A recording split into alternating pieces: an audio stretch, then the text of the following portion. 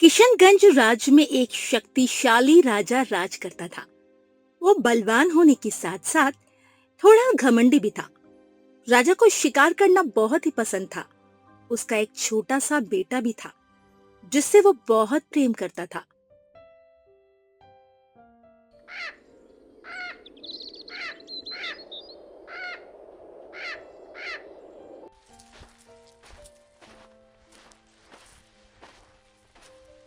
अरे महारानी, राजकुमार कहाँ है? वह हमें कहीं दिखाई नहीं दे रहे हैं। कहीं वह फिर से महल से बाहर तो नहीं चले गए? नहीं महाराज, वो यही बाग में खेल रहे होंगे। पर आप इतना परेशान क्यों लग रहे हैं? कुछ नहीं, बस यूं ही महारानी। राजकुमार से ना मिलने से हमारा मन घबरा जाता है। हमें पता है महाराज, आखिर आप इतना प्रेम जो करते हैं राजकुमार को, भला मन क्यों ना घबराए आपका। रानी ऐसे बोल ही रही थी कि तभी वहां राजकुमार आ जाते हैं।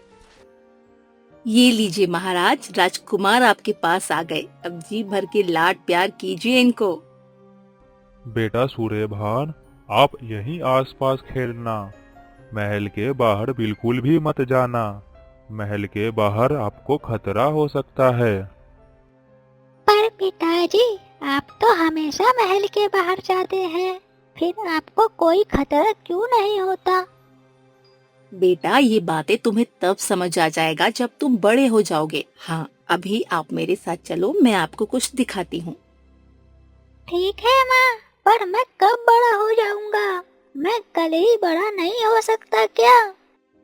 हाँ मेरे प्यारे बच्चे, आप कल ही बड़े हो जाओगे, पर पहले आपको दूध पीना होगा और बादाम भी खाना होगा। जिसके बाद राजकुमार अपनी माँ के साथ वहाँ से जाने लगते हैं। माँ, मैं मीनू मौसी के साथ खेलने जा रही हूँ। वो मेरा इंतजार कर रही हैं। पर बेटी, ज्यादा दूर नहीं जाना और जल्दी वापस आ जाना। जंगल में कई खतरनाक जानवर और मनुष्य जैसे शिकारी घूमते रहते हैं। वो तुम्हें नुकसान पहुंचा सकते हैं। आप चिंता न करो माँ, मेरे साथ मीनू मौसी भी जा रही हैं। अगर कोई खतरा महसूस हुआ तो हम तुरंत वहाँ से भाग जाएंगे। जंगल के जानवरों से तो बच निकलोगी, पर अगर कोई मनुष्य हुआ तो उनसे बचना मुश्किल होगा बेटी। इसीलिए आसपास ही खेलना। ठीक है माँ, हम आसपास ही खेलेंगे। आप चिंता मत करो। अच्छा, अब मैं भी चलती हूँ, नहीं तो मीनू मौसी गुस्सा हो जाएंगी। ऐसा बोलकर हिरन का बच्चा मीनू मौसी के पास खेलने के लिए जाने लगती है। महारानी, हम शिकार पर जा रहे हैं। आप राजकुमार का ख्याल रखना, कहीं वह खेलते खेलते महल के बाहर ना चले जाए। ठीक है महाराज, पर मेरी आपसे एक विनती है। क्या विनती है महारानी? आप निश्चित होकर कहें। महाराज, मैं चाहती हूँ आप उन मासूम और बेजुबान जानवरों का शिकार करना छोड़ दें। उन बेचारों को उनके परिवार से अलग ना करें। अरे, यह आप क्या कह रही है महारानी? शिकार करना एक राजा का कर्तव्य है। इससे हमारे बल और साहस का परिचय मिलता है। लेकिन पर उन बेजुबान जानवरों का क्या, जो अपने बच्चों को खोकर जीवन भर आंसू बहाती होंगी। अरे, वे लोग जानवर है महारानी। उनमें मनुष्य जैसी भावनाएं नहीं होती। वे लोग बहुत जल्द एक दूसरे को भूल जाते हैं। राजा अपनी रानी को समझा ही रहा होता है कि तभी वहां पर उसका मंत्री आ जाता है। चलिए महाराज, हमें शिकार के लिए देर हो रही है। हमें अब चलना चाहिए। ठीक है महारानी, आप राजकुमार का ध्यान रखना। हम जल्द ही वापस आ जाएंगे।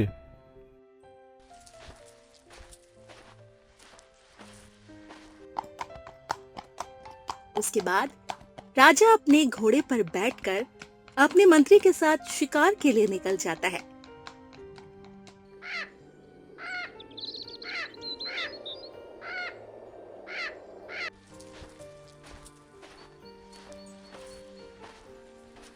हैं? इतनी देर से कहाँ थी गिनी? मैं कब से तुम्हारा इंतजार कर रही हूँ। क्या बताऊँ मीनू मौसी, मेरी माँ मुझे समझा रही थी आसपास ही खेलना। नदी की तरफ मनुष्य जैसे शिकारी घूमते हैं, हमें उधर नहीं जाना चाहिए। अरे गिनी, तुम बेकार में ही डर रही हो। इस जंगल में तो शिकारी बस वो शेर ही है, और वो इस समय अपनी गुफा में घोड़े बेचकर सो रहा होगा। आपने बिल्कुल सही कहा मीनू मौसी। चलो हम नदी की तरफ चलते हैं। जिसके बाद गिनी और मीनू मौसी नदी की तरफ खेलने के लिए जाने लगते हैं। अरे अब और कितना देर यहाँ शिकार का इंतजार करना होगा मंत्री जी।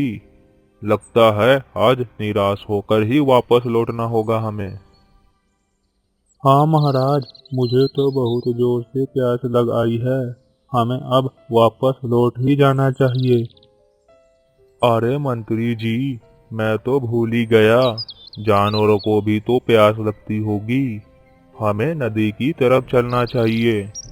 हमें वहाँ कोई ना कोई शिकार जरूर मिल जाएगा। हाँ महाराज, आपने बिल्कुल सही कहा। और अगर शिकार ना मिला तो हम अपना प्यास तो बुझा ही सकते हैं। उसके बाद राजा और मंत्री अपने शिकार की तलाश में नदी की तरफ जाने लगते हैं।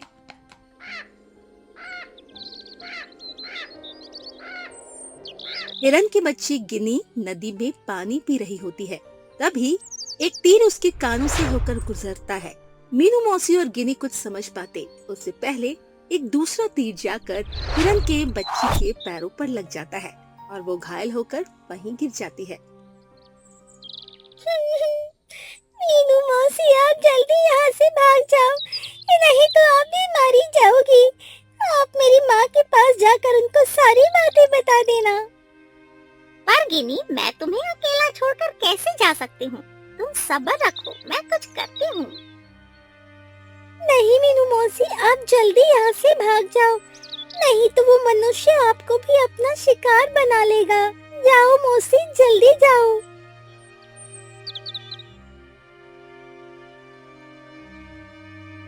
देखा मंत्री जी, मैंने कहा था ना, हमारा शिकार नदी की तरफ ही हमारी प्रतीक्षा कर रहा है। हाँ महाराज, वैसे आपने कई दिनों के बाद हिरन के बच्चे का शिकार किया है। दूसरी तरफ मीनू मौसी उड़ते हुए हिरन के पास जाती है और उसको सारी बातें बता देती है। मैंने इसे समझाया था पर उसने मेरी बात न सुनी। हे भगवान, मेरी बच्ची की रक्षा करना। जिसके बाद हिरन मीनू मौसी के साथ अपनी बच्ची को बचाने के लिए तालाब की तरफ जाने लगती है। पर जब वो तालाब के पास पहुंचती है तो वो देखती है राजा और मंत्री उसके बच्चे को उठाकर राजमहल की तरफ ले जा रहे होते हैं। हे भगवान, अब वो लोग मेरी बच्ची के साथ क्या करेंगे? कृपा कर उसकी रक्षा करना भगवान।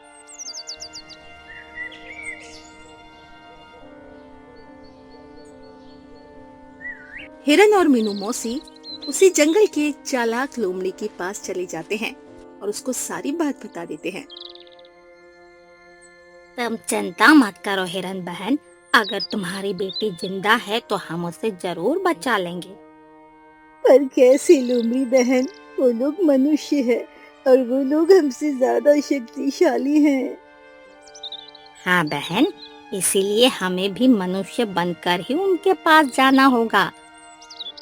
पर ये तो असंभव है, भला हम जानवर मनुष्य कैसे बन सकते हैं? असंभव कुछ भी नहीं है मीनू मौसी, बस कल सुबह होने का इंतजार करो।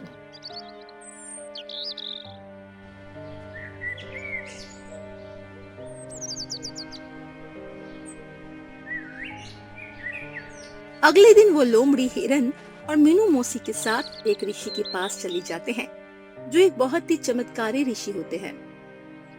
बाबा, कृपा कर मेरी मदद करो। एक शिकारी राजा ने मेरी बच्ची का शिकार कर उसे अपने साथ अपनी महल ले गया है। अब मैं उसे वापस कैसे लाऊं बाबा? ठीक है हिरन, मैं अभी अपनी शक्तियों से तुम्हारे बच्चे को यहाँ पर सही सलामत लेकर आता हूँ। नहीं बाबा, ऐसा मत कीजिए। ऐसा करने पर हिरण का बच्चा तो हमारे पास आ जाएगा, पर वो राजा कोई सबक नहीं सीखेगा। हाँ बाबा, वो राजा फिर से शिकार करने जंगल आ जाएगा और फिर से किसी निर्दोष बच्चे को उसके माँ से अलग कर देगा। आपको कुछ करना ही होगा। तो फिर मैं क्या करूं हिरन? उस राजा को ही सबक सिखा दूं? बोलो। नहीं बाबा, उस राजा को तो हम ही सबक सिखाएंगे। बस आप हम तीनों को मनुष्य बना दे। मैं तुम्हें मनुष्य बना तो दूंगा, पर तुम तीनों में से कोई एक ही मनुष्य बन सकता है। ठीक है बाबा, फिर आप मुझे ही मनुष्य बना दे। उस राजा ने मेरे बच्चे को मुझसे अलग किया, उसे तो मैं सबक सिखा के रहूंगी। ठीक है हिरन, मैं तुम्हें अभी मनुष्य बना देता हूँ। जिसके बाद वो ऋषि कुछ मंत्रों का उच्चारण करता है और उस हिरन को एक स्त्री के रूप में परिवर्तित कर देता है। आपका बहुत बहुत धन्यवाद बाबा। अब मैं उस घमंडी राजा को बताऊंगी कि आखिर अपने बच्चों से बिछड़ने का दर्द क्या होता है। ऐसा बोलकर स्त्री के रूप में वो हिरन राजमहल की ओर जाने लगती है। यह हिरन कितना सुंदर है पिताजी, पर इसे पिंजरे में बंद क्यों किया है? इसे बाहर निकालो ना, मैं इसके साथ खेलूंगा। नहीं बेटे, यह पिंजरे में ही ठीक है। अगर इसे बाहर निकालेंगे तो यह भाग जाएगा। पिताजी, आप मेरे लिए एक शेर का बच्चा भी पकड़ कर ला दो ना, वह मुझे बहुत ही अच्छा लगता है। अरे ये हुई ना बात, आप तो बहुत ही साहसी है राजकुमार। हम आपके लिए शेर का बच्चा जरूर पकड़ कर लाएंगे। राजा अपने बेटे से बोल ही रहा होता है कि तभी वहाँ पर उसका मंत्री उस हिरन के साथ आ जाता है, जो एक औरत की रूप धारण की होती है। चलो, भगवान का लाख लाख शुक्र है, मेरी बच्ची सही सलामत है। महाराज, यह एक लाचार औरत है।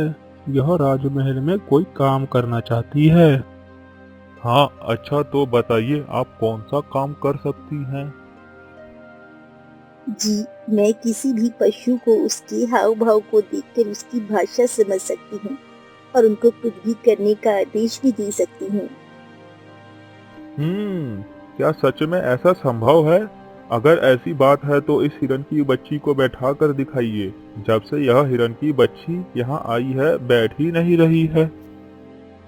राजा के ऐसा बोलते ही स्त्री के रूप में वो हिरन अपने बच्चे को अपने पशु की भाषा में सब कुछ बता देती है, जिसके बाद वो हिरन की बच्ची खुश होकर तुरंत ही बैठ जाती है। अरे यह तो कमाल कर दिया आपने। हम आपको राजकुमार को खिलाने और खुश रखने का काम सौंपते हैं। क्या आप राजी हैं? आपका बहुत बहुत धन्यवाद राजन, मैं आपका ये एहसान कभी नहीं भूलूंगी। अच्छा ठीक है, आप राजकुमार को लेकर कमरे में जाइए। और मंत्री जी, कल हमें शेर के बच्चे का शिकार करने जाना है। यह युवराज की फरमाइश है। ठीक है महाराज, मैं आज ही पूरी तैयारी कर लूंगा।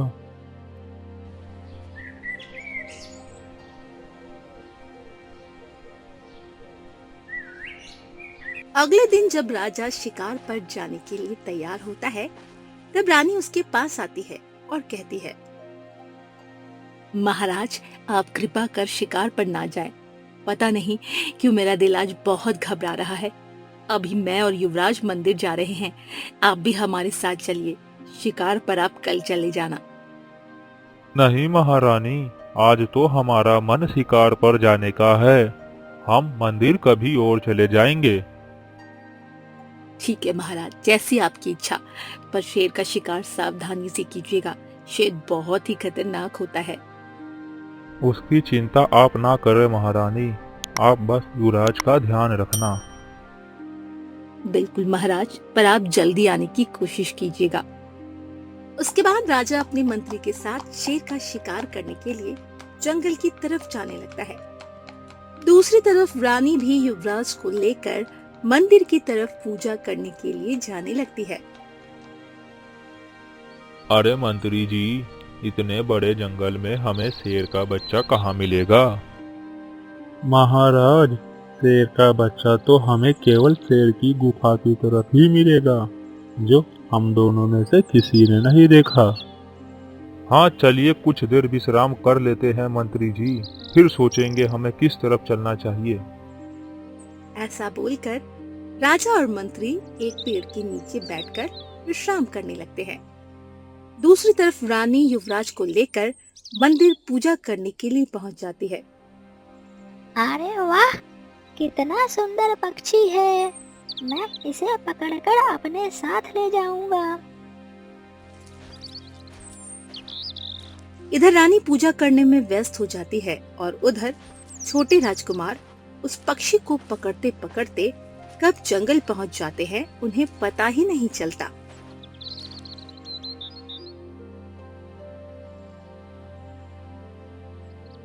यह मैं कहाँ आ गया? यह तो कोई जंगल लग रहा है। अब मैं वापस घर कैसे जाऊंगा? राजकुमार ऐसा बोल ही रहा होता है, तभी वहाँ पर लोमड़ी और वो पक्षी आ जाती है।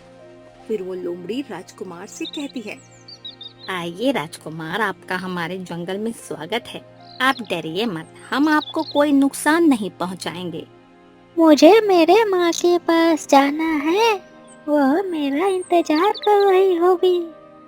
आप चिंता मत करिए युवराज, हम आपके मित्र हैं। हम जल्दी आपको आपके माता जी के पास पहुंचा देंगे। अभी आप हमारे साथ चलिए, हम आपको हमारे मित्रों से मिलाते हैं।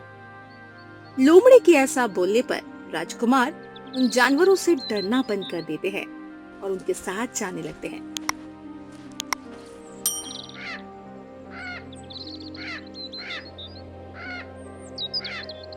दूसरी तरफ रानी का रो रो कर बुरा हाल हो गया था। आप चिंता ना करें महारानी, मैं अभी यह खबर महाराज को दे आता हूँ। वह अवश्य ही युवराज को ढूंढ लेंगे। ऐसा बोलकर वो सैनिक राजा के पास जाने लगता है। राजा के पास पहुंचकर वो सैनिक राजा को सारी बातें बता देता है। यह क्या कह रहे हो मूर्ख सैनिक? अगर मेरे युवराज को कुछ भी हुआ तो मैं पूरा राज्य जला दूंगा।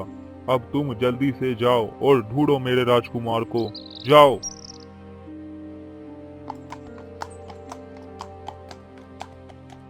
राजा के सैनिक राजकुमार को पूरे राज्य में ढूंढते हैं, पर उन लोगों को राजकुमार कहीं भी नहीं मिलता।